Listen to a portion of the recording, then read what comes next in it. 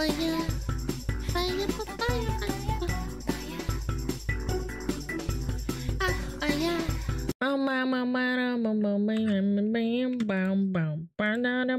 Chocolate peanut butter ice cream. I love this That is my guy. favorite flavor and not what we're making today. No, today we are going back to the 18th century. Wait, chat, what's your favorite type of ice cream? Mine is strawberry.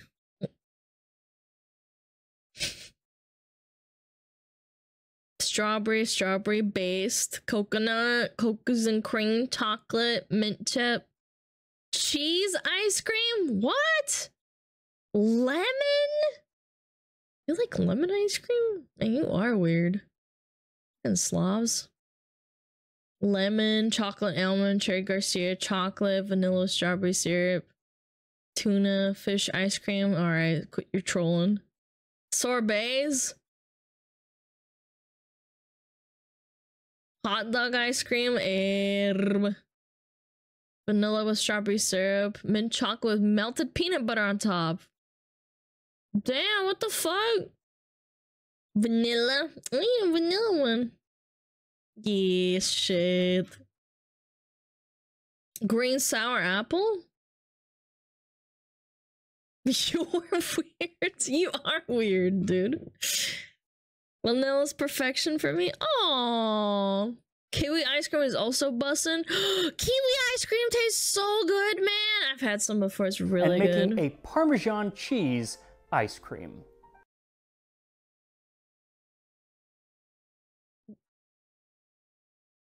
Hold up. Parmesan cheese ice cream. Okay, I'm gonna let him cook, okay? So thank you to Wondrium for sponsoring this video on Parmesan cheese ice cream. Perhaps Jean Parmesan's greatest disguise. Okay. Oh, cheese! Isn't he the best? This time, I'm tasting history. Are both dairy? No, I'm not saying I don't think it works, but I don't think I would like it. So it seems kind of weird, cheese in ice cream. Or rather, it seems like a flavor that would be made in some hoity-toity New York restaurant, like wasabi ice cream or garlic ice cream, both of which I have tried. But in the 18th century, they were more adventurous with flavors than Ben, Jerry, Baskin, and Robbins combined. And many of the weird flavors, of which we will speak, come from The Complete Confectioner by the Englishman Frederick Nutt, written in 1789. Okay. And that's where we get today's recipe. 1789. Number 150, Parmesan cheese ice cream.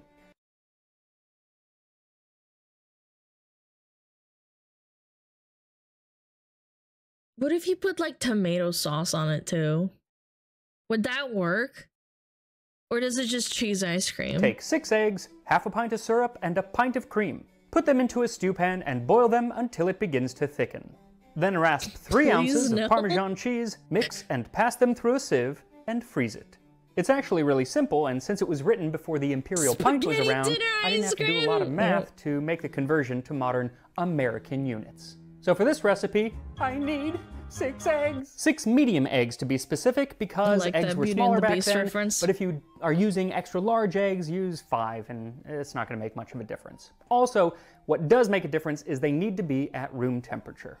1 cup or 235 milliliters simple syrup, 2 cups or 475 milliliters heavy cream, and 3 ounces or 85 grams freshly grated Parmesan. And it has to be freshly grated, because if you buy pre-grated, they usually add other things to make it so the gratings or shavings don't melt together, but that's also going to make it so they don't melt in the ice cream, and that's going to be gross. Ah, okay. So yeah, first, that makes whisk sense. your room temperature eggs in a medium saucepan, and then add the cream and the syrup and whisk to combine. Then set it over a low heat on the stove, and don't be tempted to raise the heat because you don't think anything's happening, because you'll end up with scrambled eggs. You'll Also, burn once it does start to get warm, you'll want to start stirring it continuously so it stays perfectly smooth. Now, it should start to thicken right around 170 degrees Fahrenheit or 76 degrees Celsius. And you don't want to let it go too much above that because, again, scrambled eggs. Now, if you don't have a thermometer, you can just do it by taking a spoon, dipping it in the custard, and running your finger over the back of the spoon. If it leaves a defined line, your custard is ready. At this point, take the pan off the heat and add in the Parmesan cheese, whisking until it's all melted. Then pour the mixture through a sieve into a clean bowl and let it cool. And speaking of cool, nothing is cooler than learning, and a great way to learn is with today's sponsor, Wondrium. Your brain is going to love this place. Now, if you've watched this channel before, you've probably heard me talk about the Great Courses Plus. And the team over there has taken the Great Courses Plus and, in the words of Walt Disney, plussed it. They've added a bunch of new stuff to create Wondrium. It's essentially the Great Courses Plus plus. With a well-researched catalog of short-form and long-form videos, tutorials, documentaries, and travelogues, it is the place to find out about pretty much anything you've ever wondered about, hence the name, Wondrium. I was watching a series on pirates, because pirates are awesome, as long as you don't actually meet one in real life, and the instructor was talking about 18th century Swedish pirates in the Baltic Sea. I had no idea that was a thing.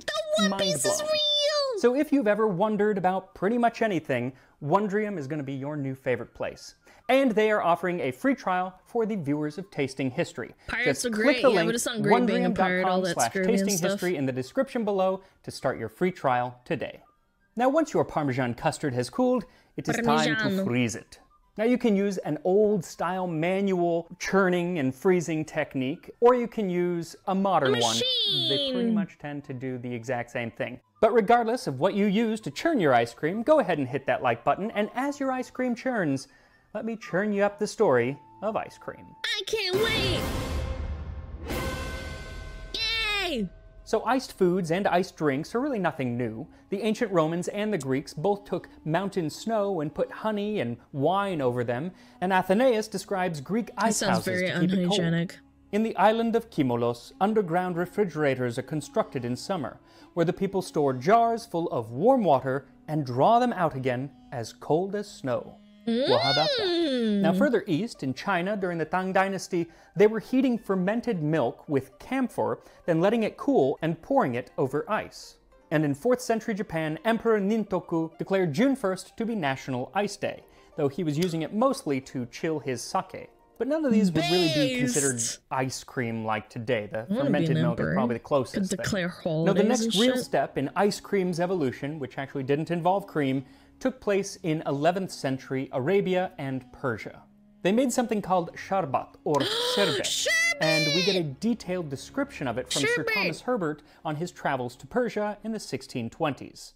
Their liquor is sometimes fair water, sugar, rose water, and juice of lemons mixed, and sugar confected with citrons, violets, or other sweet flowers. Ooh, that sounds yum. And I'm not even talking about that. I'm talking about like fucking animals pissing and shitting in the snow. That's what I'm talking about. Bacteria also builds in snow. Like, I genuinely would not recommend eating snow. It's not a good idea. You get really sick. The more delicacy, sometimes a mixture of amber. This we call sherbet. That liquid was then poured over crushed ice or snow, much like a modern snow cone. And that is probably actually what finally made its way to medieval Italy.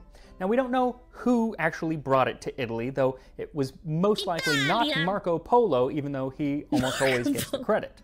But when it did get there, they called it sorbetto, something the French would later call sorbet. Sorbet? My kids do not eat sorbet. They eat sherbet, and they pronounce it sherbet, and they wish it was ice cream. But it was the Italians that did some kind of crazy stuff with it.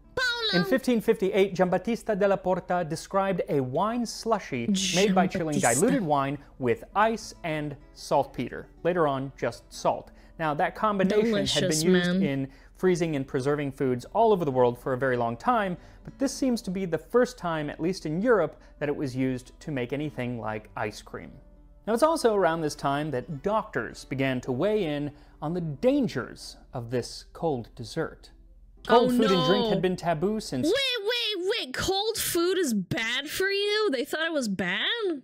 Hippocrates and Galen, for as the Byzantine physician Antimus wrote, the stomach grows chilled and loses its efficacy. And later, European doctors would take that even further to claim that iced foods and even just putting ice in drinks could lead to blindness, paralysis, or even sudden death. Finish him! But even the threat of a sub-zero fatality was no match for the deliciousness of this ever-evolving frozen treat. And You're one gonna such take away the ice cream evolution from my came in cold, dead 1692 when Antonio Lentini wrote a recipe for what he called milk sorbet, a precursor to gelato. It was flavored with lemon and pumpkin and frozen with snow and salt. And it really only took one more ingredient to make ice cream, and that was eggs. And Europeans had been making egg custards for centuries, though they usually used them in baking or just served them kind of at room temperature. They had names like cream almond and crema catalana, and surely someone making these creams saw what Lentini had done I've had it before. and said, it's so yummy. well, if he can freeze that, I can freeze Crema this. catalana, And thus so good, was man. born ice cream. Around this same time, 1686, a Sicilian, Francesco Procopio Cuto, moved to Paris and opened Il Procope, which is believed to be the first Parisian cafe and ice cream parlor. And he kicked off an ice cream or crème glacée craze in France, at least amongst the wealthy, because pretty much all of the ingredients were rather expensive. Yeah. Ice, sugar, plus fancy eggs. flavorings like chocolate, anise, coffee, vanilla, and some weird ones like artichoke, avocado, asparagus, and foie gras. There's even one recipe that calls for hartshorn, which is like shavings or gratings from the antlers of a stag, a male deer. the fuck? And it gave off kind of an ammonia scent. It was actually used later on in smelling salts, but they were putting it in ice cream.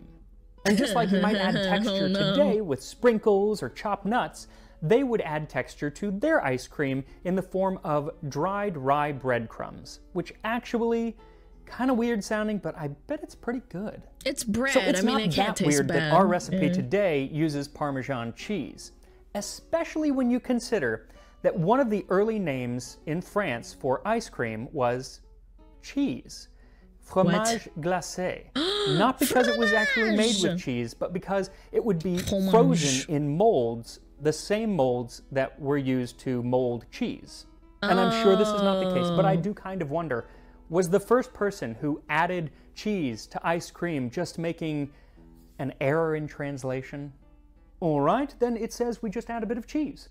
Cheese, did you say? That doesn't seem right. It says right here, fromage. I took 2 semesters of French, so don't question me. Just add the cheese and let me go on with my work. Frederick Nutt, the author of our recipe today, also mentions using molds to freeze the ice cream, though by the time he's writing, it wouldn't have been big cheese molds, but smaller molds that were usually in the shape of people or animals or foods like mushrooms or pineapples. Now you may remember I did a bit of a deep dive on The Art of Cookery Made Plain and Easy by Hannah Glass in the episode on everlasting syllabub. And in it, I read some passages that kind of sounded like she was talking down to her audience. And many people said, "Oh, she wasn't. It was tongue-in-cheek." And I'm okay with that. But then I read her ice cream recipe, and I got a question. Does she kind of think her readers are maybe a little dumb? Take 2 pewter basins. Honestly, kind of based. Making an entire fucking book on like recipes, be like, oh yes, chat, you actually have to use your water from your basin, not from your river, like a commoner. Yes. These things are made at the pewterers. Do I look like an idiot? Nope. And recently, a viewer sent me an early edition of that book. Oh It's shit! from the 1760s. Wow. I'm not even going to open it because it's so delicate. I want to have it rebound. It's probably the last time I'll ever touch it with my bare hands. But it's like having a bit of history here in the house. It's that is just so overwhelming. neat, man. So thank you so much to That book's Shannon crusty. for Dude, it's 200 years entrusting me, old, man. with this piece of art, because that's really what it is. Almost 200, but So yeah. ice cream had become quite popular now in England. Oh my fucking god. Why did they have to draw this guy like this? What the fuck? Holy moly, look at that chin, look at that nose, look at them lips, look at my eyeballs. Holy. Colonies. Well, as early as 1700, we do have some evidence that it was being enjoyed. But what really made it take off over here were our presidents. While serving as ambassador to France in the 1780s, Thomas Jefferson became enamored with ice cream. Based. Thomas Jefferson likes ice cream, brought it to America. Based. And when he returned to Monticello, he did so with a handwritten recipe for French vanilla ice cream. At the same time, George Washington was falling in love with the confection, as he was known to own 2 pewter ice cream pots, which I assume were made at the Pewterers. He also had a 306-piece serving set just for ice cream. Wow. And in the summer of 1790 in New York City, he spent $200 on ice cream. That's around $5,000 in today's money, which... Oh my God! Yo, my George Washington, should I become president? Dude, I want to spend $5,000 on ice cream. This sounds amazing. Coincidentally, is the exact amount that man. I've set aside for my ice cream budget this summer. Then on Inauguration Day in 1813, James Madison, notoriously shy, had requested that First Lady Dolly Madison, avid partier, arrange a small gathering. So of course she invited 400 people over to the White House to enjoy what would be the first inaugural ice cream social.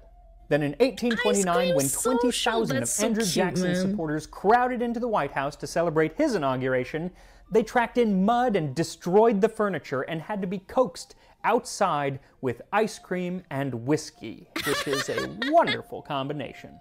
Though despite the claim that ice cream, you scream, we all scream for ice cream, it did have its detractors. Why needs any man be rich? Why must he have horses, fine garments, handsome apartments? Only for want of thought. We dare not trust our wit for making our house pleasant to our friend, and so we buy ice creams. Oh my God, he's the original avocado toast guy. Why do you spend all your money on eating avocados? Shut up, Ralph Waldo Emerson, you bitch. How dare you slander ice cream? It is one of the only joys in life people have, man. That was the great Ralph Waldo Emerson, who I'm guessing did not get invited to a lot of parties. And he probably wasn't too thrilled with the idea that ice cream was about to get democratized. In 1843, Nancy Johnson of Philadelphia patented a mechanical ice cream machine that sped up the process of making ice cream so much that it really ushered in the commercial ice cream industry. Yay. Why she doesn't have a national holiday or a place on Mount Rushmore, perhaps, I do not know. She deserves one. Because the woman should be a national hero. Also, what's cool is, even though mine is electric and hers wasn't, the general idea of how it works is pretty much unchanged. And I don't know if it's her machine exactly that made it into the 1850 edition of Goody's Lady's Book, edited by abolitionist Sarah Josepha Hale of Mary Had a Little Lamb fame, but I love the sentiment, and so I'm going to read it anyway. We do not think that we can do our lady readers a greater service than introducing to their notice a recent valuable invention in the shape of an ice cream freezer and beater. Ice cream has now become one of the necessary luxuries of life. A party or a social entertainment could hardly be thought of without this indispensable requisition. Other delicacies might be omitted by substituting other articles in their stead, but nothing can supply the place of ice cream. Here, here, take that, Ralph Waldo Emerson. Now, while Miss Johnson was bringing ice cream to the masses on a large scale, the Hokey Pokey men, not to be confused with the Hokey Pokemon, were bringing ice cream to the masses on a small scale. Through the 19th century, Italian immigrants, many of the same saints that brought us pizza, traveled to places like the US, Germany, and Scotland, and with them, they brought their own form of ice cream, gelato, made with milk instead of cream. They would sell it on the streets from little carts and were called Hokey Pokey men because of what they shouted. Some variant of either gelati, ecco un poco, which meant ice cream, here's a little, or even closer to hokey pokey, o che poco, meaning oh so little, probably referring to the price because it was dirt cheap. Here's the stuff to make you jump, hokey pokey penny a lump, hokey pokey sweet and cold, for a penny, new or old. In the 1897 Old London Street Cries, Andrew Tour wrote that, for obvious reasons, spoons are not lent. The soft and half-frozen delicacy is consumed by the combined aid of tongue and fingers. He says that it could also be frozen hard as a brick and then wrapped in paper so you could take it to go. Something that clearly was not happening everywhere because around the same time in New York City, it was often sold by the It's almost like he's American. Outside, on the streets of New York, you would get a cup of ice cream and then you would lick the ice cream out and hand the cup back, get another scoop in to go to the next customer. This was clearly before New York started their restaurant health board rating system. Gross, man. Unfortunately for the hokey pokey men, and probably fortunately for their customers, new refrigeration technologies and the invention of the soda fountain ushered in the age of the ice cream parlor and the drugstore soda jerk. Hot dog! That was George Bailey's. Oh yeah, the craze with the soda thing brought in Coca-Cola too. That's where you get cocaine in your cola. From It's a Wonderful Life, who was a soda jerk, and if you've never seen that movie, it's one of my favorites, and you should watch it. It's a Christmas movie, but you should watch it anytime. It's just so good. Anyway, these pharmacy ice cream shops became a crucible for some real ice cream ingenuity. Banana splits, parfaits, and the classic ice cream sundae. Now, several cities claim to have originated the ice cream sundae, and I will not weigh in on which one is correct, though Ithaca, New York is the first to provide some written evidence from 1892. But regardless of where you go, the story tends to pretty much be the same. Supposedly, due to the blue laws of America at the time, and still in some parts of America today, selling ice cream sodas on the Sabbath was seen as sinful. So some smart aleck soda jerk decided to circumvent the statute by substituting soda with syrups and whipped cream and then bedighting them with a cherry. Thus, the cherry sundae. These ice cream parlors remained hangouts mostly for kids and teens. As the Chicago Tribune put it, only little girls and dudes drink ice cream and soda. That is until the 1920s when Prohibition made alcohol illegal. When all the saloons closed, then the pharmacy got hoppin'. Ice cream became cool with pretty much everyone, as it should be, and it allowed nimble brewers like Anheuser-Busch and Yuengling to stay in business by switching their business model from making beer to making ice cream. And then it switched back in the 30s.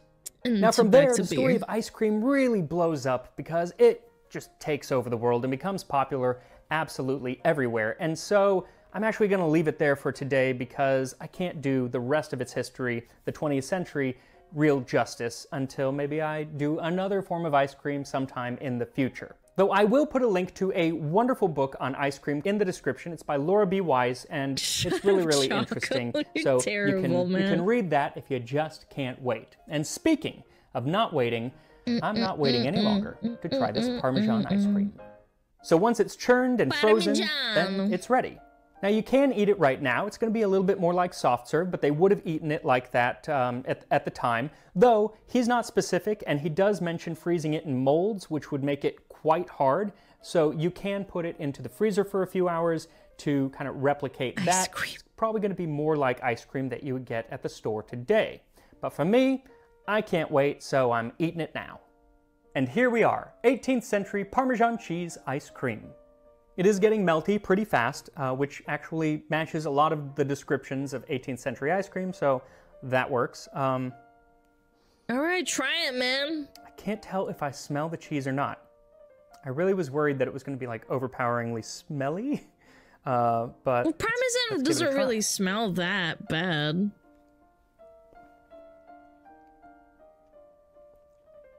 Well, in the words of Montgomery Burns, I know what I hate, and I don't hate this. But I don't like it. It's really good. What? 1 second.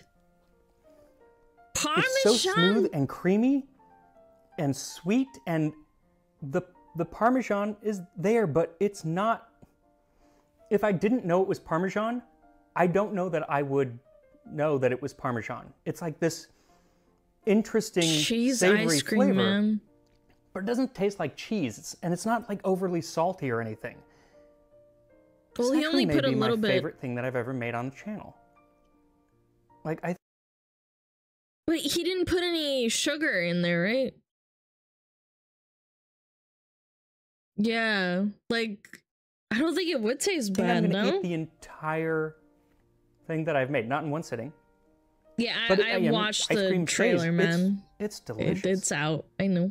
This is very, very good. This is very, very good. One of my favorite comedians, Lou Costello, his dying words were, "That was the best ice cream soda I ever tasted." And I don't know that this is the best ice cream I've ever tasted. That cheese. But it's up there. I mean, I'm still gonna go with chocolate and peanut butter, but this is really, really good. Like, shockingly good.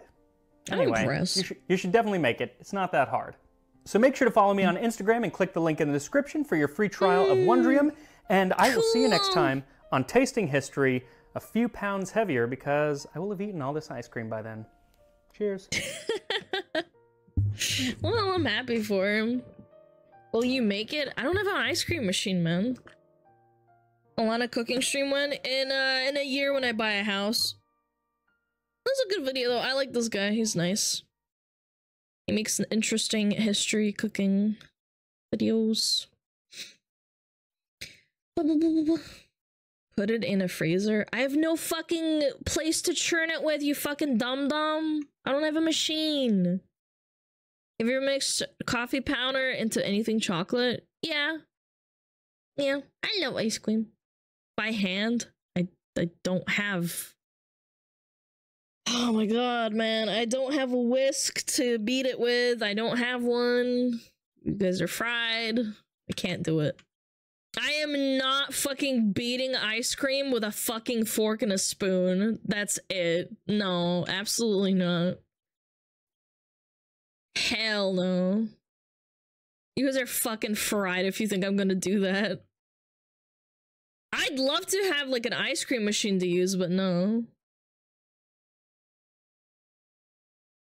You put it in a plastic bag with ice water and churn it like that did in a chemistry class. I don't think that's gonna turn out very well. I think it'll be okay. Cooking stream? No, man. I've told this 100 times. I've had this battle with several people. They don't get the message. I cannot do a cooking stream until I move into a house. I can't. My god, is a little work. Yeah, it's crazy. It's almost like you have to put in a lot of labor because you have to constantly churn it and freeze it. What I've heard is that you have to put the ice cream into the freezer and then take it out and keep churning it. And then you put it back into the freezer and then you keep churning it over and over and over again until it turns into ice cream. It's a lot of labor. Ice cream machines genuinely save you a lot of time. No joke. Mommy! Piss, piss, piss. Shit!